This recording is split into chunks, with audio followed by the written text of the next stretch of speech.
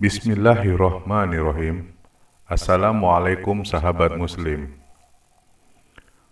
Perang Khaybar. Khaybar adalah daerah yang ditempati oleh kaum Yahudi setelah diusir Rasulullah SAW dari Madinah, tak kala mereka melanggar perjanjian damai. Di sana, mereka menyusun makar untuk melampiaskan dendamnya terhadap Rasulullah SAW, Islam, dan kaum muslimin. Dendam Yahudi memang telah menumpuk, mulai terusirnya Bani Qainuqa, Bani Nadir, terbunuhnya dua tokoh mereka, hingga pembantaian terhadap Bani Quraizoh dan sejumlah tokoh mereka yang dibunuh oleh kaum muslimin. Pada bulan Muharram tahun ke-7 Hijriah, Rasulullah SAW bersama 1.400 sahabat yang ikut di Hudaybiyah berangkat menuju Khaybar. Telah kita ketahui bahwa sepulang mereka dari Hudaybiyah, Allah menurunkan ayat sebagai janji kemenangannya dan perintah untuk memerangi Yahudi di Khaybar dalam firman-Nya, Allah menjanjikan kepada kamu harta rampasan yang banyak yang dapat kamu ambil, maka disegerakannya harta rampasan ini untukmu, dan Dia menahan tangan manusia dari membinasakanmu, agar kamu mensyukurinya, dan agar hal ini menjadi bukti bagi orang-orang mukmin, dan agar Dia menunjuki kamu kepada jalan yang lurus. Quran Surat Al-Fat ayat 20. Ulama ahli tafsir mengatakan bahwa Allah menjanjikan harta rampasan, ganimah, yang banyak kepada kaum muslimin. Sebagai pendahuluannya adalah harta rampasan yang mereka peroleh pada perang Khaybar itu.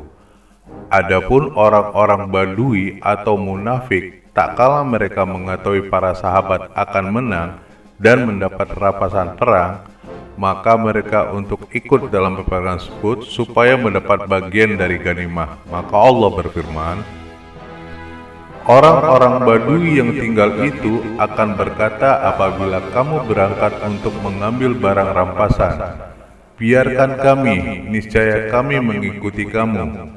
Mereka hendak mengubah janji Allah. Katakanlah, kamu sekali-kali tidak boleh mengikuti kami. Demikian Allah telah menetapkan sebelumnya. Mereka mengatakan sebenarnya kamu dengki kepada kami. Bahkan mereka tidak mengerti melainkan sedikit sekali. Quran Surat Al-Fat ayat 15. Demikian itu karena Allah telah mengkhususkan rampasan perang Khaybar sebagai balasan jihad, kesabaran, dan keikhlasan para sahabat yang ikut di Hudaybiyah saja.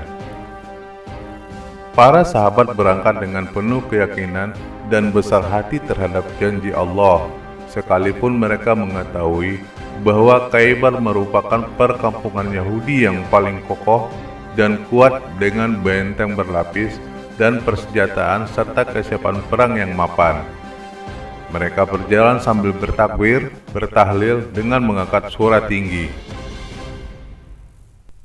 Hingga Rasulullah SAW melarang mereka dan memerintahkan agar merendahkan suara, sebab Allah Maha Dekat bersama kalian, tidak tuli dan tidak jauh.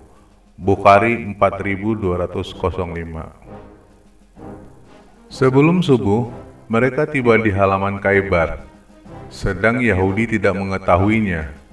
Tiba-tiba ketika berangkat ke tempat kerja, mereka, orang-orang Yahudi, dikejutkan dengan keberadaan tentara. Maka mereka berkata, "Ini Muhammad bersama pasukan perang." Mereka kembali masuk ke dalam benteng dalam keadaan takut. Rasulullah SAW bersabda, "Allahu Akbar, binasalah Khaybar. Sesungguhnya jika kami datang di tempat musuh, maka hancurlah kaum tersebut." Hadis riwayat Bukhari dan Muslim. Kaum muslimin menyerang dan mengepung benteng-benteng Yahudi, tetapi sebagian sahabat pembawa bendera perang tidak berhasil menguasai dan mengalahkan mereka, hingga Rasulullah SAW bersabda, Besok akan kuserahkan bendera perang kepada seseorang yang Allah dan Rasul-Nya mencintai, dan dia pun mencintai Allah dan Rasul-Nya. Allah akan memenangkan kaum muslimin lewat tangannya.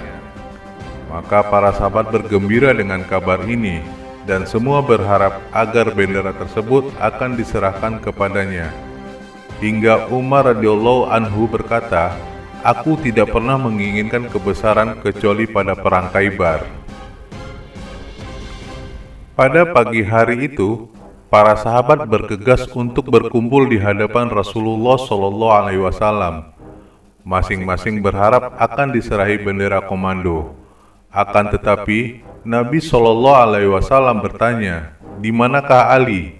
Mereka menjawab, "Dia sedang sakit mata, sekarang berada di perkemahan." Rasulullah SAW mengatakan, "Panggillah dia." Maka mereka memanggilnya.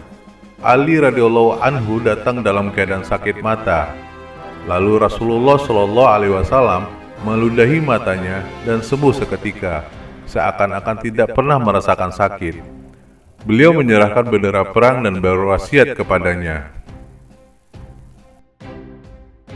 "Ajaklah mereka kepada Islam sebelum engkau memerangi mereka.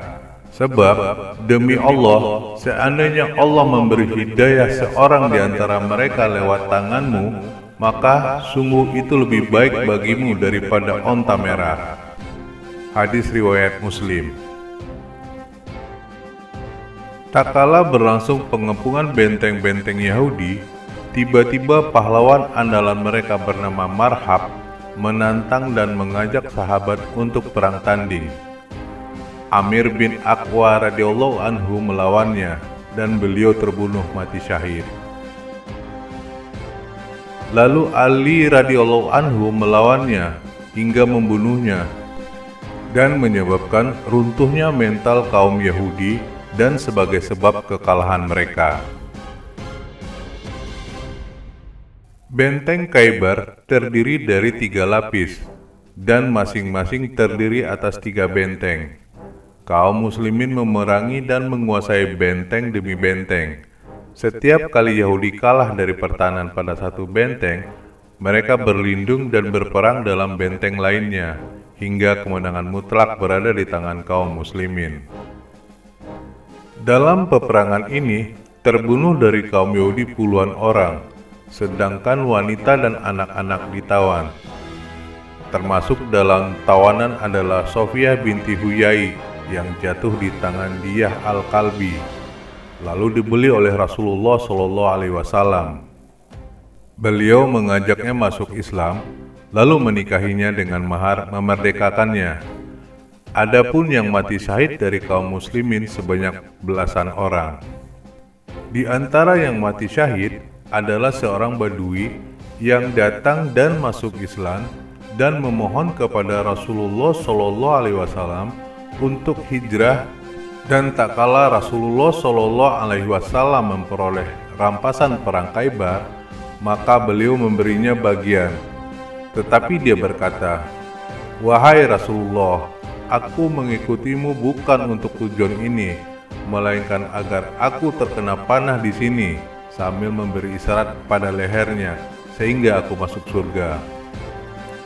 Maka Rasulullah SAW mengatakan, "Jika kamu jujur kepada Allah, maka pasti Allah buktikan."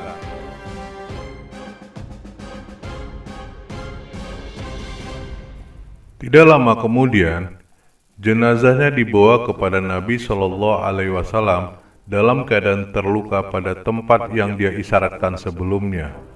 Maka Rasulullah SAW mengatakan, "Orang ini jujur kepada Allah, oleh karenanya Allah memenuhi niatnya yang baik." Lalu dia mengafaninya dan memakamkannya. Musannaf Abdul Razak dengan sanad yang baik 5276. Kaum Yahudi tidak pernah dan tidak akan berhenti dari makar buruk terhadap Nabi SAW dan Islam karena tabiat mereka. Sebagaimana digambarkan oleh Allah dalam Al-Quran, Mereka mengingkari ayat-ayat Allah dan membunuh para nabi tanpa hak. Quran Surat Ali Imran ayat 112.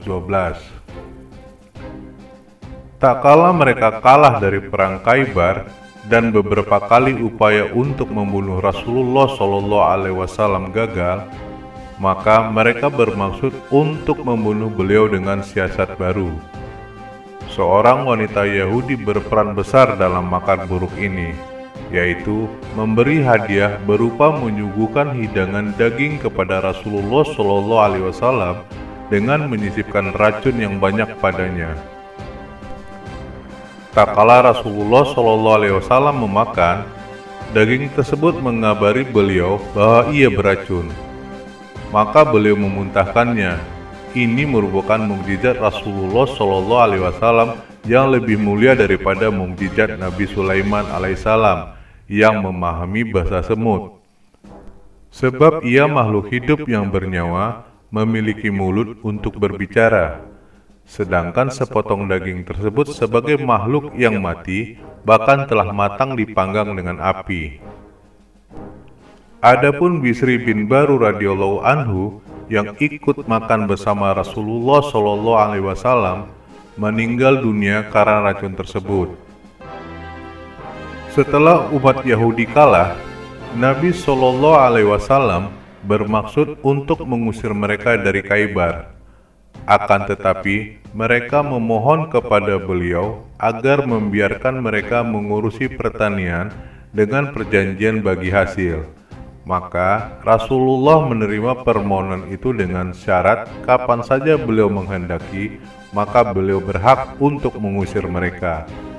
Hingga akhirnya mereka diusir oleh Umar bin Khattab di zaman kekhalifahannya setelah beberapa kali mereka berbuat kejahatan terhadap kaum muslimin. Rasulullah SAW membagi rampasan perang kepada sahabat yang ikut perang yang berjumlah 1.400 orang. Namun, seusai perang ini, para rombongan muhajirin berjumlah 53 orang dari Habasyah yang dipimpin oleh Ja'far bin Abi Thalib radhiyallahu anhu datang dan bertemu Rasulullah SAW di Khaybar. Beliau sangat gembira dengan kedatangan mereka. Beliau merangkul Ja'far radhiyallahu anhu serta menciumnya seraya bersabda, "Aku tidak mengetahui apakah aku bergembira karena menang dari Khaybar ataukah karena kedatangan rombongan Ja'far." Sahih Abu Daud 5220. Kemudian Rasulullah SAW memberi mereka bagian dari rampasan perang. Rasulullah SAW juga memberi bagian kepada Abu Hurairah radhiyallahu anhu dan beberapa orang dari suku Daus yang baru datang dalam keadaan Islam. Semua ini beliau lakukan dengan izin dan keikhlasan dari sahabat yang ikut perang Khaybar, dan karena mereka ini terhalang oleh uzur. Jika tidak, pasti mereka akan ikut berperang.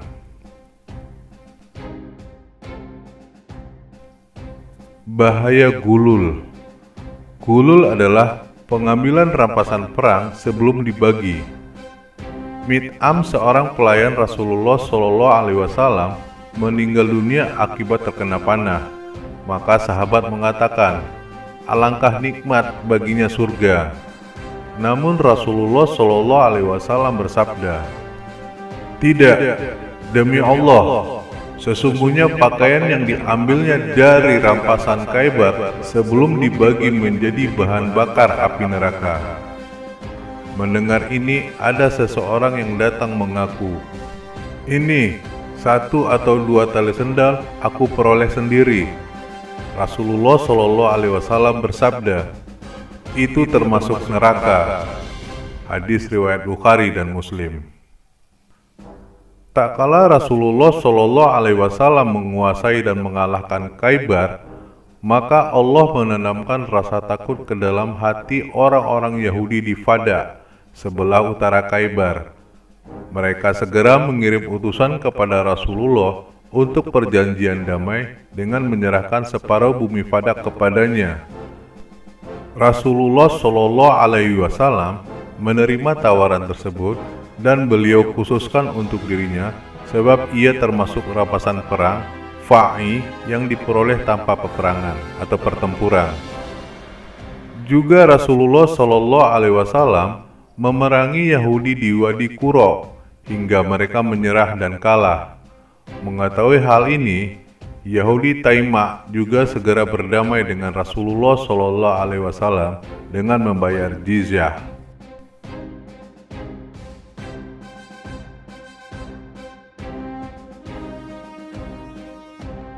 Wallahu a'lam bishawab.